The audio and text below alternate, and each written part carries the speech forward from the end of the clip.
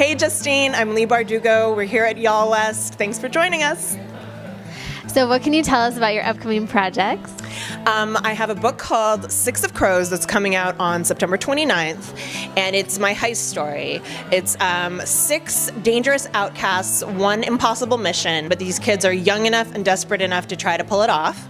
And it's set in the world of the Grecias, same world as the trilogy, but different characters, different countries, so you don't have to have read the trilogy to pick it up.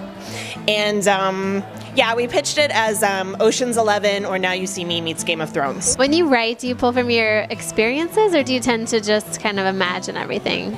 A little of both. I think in terms of the emotions and the relationships, I definitely pull from experience, and even if you don't understand exactly where a character's been, if you've experienced grief yourself or lost yourself or love yourself, then you have a touch point to go from. If you could merge your world and characters with any other author's world and characters, who would you do it with? Oh, that's such an interesting question.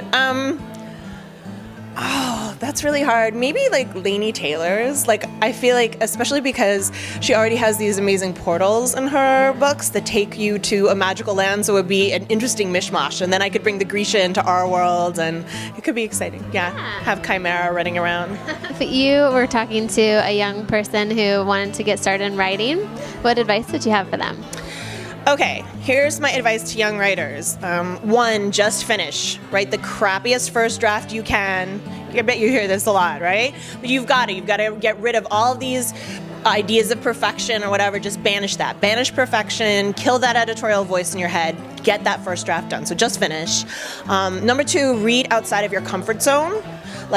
Even if you think that you're just a fantasy person, read other things. Read nonfiction, read poetry. It will change the way you see language and narrative.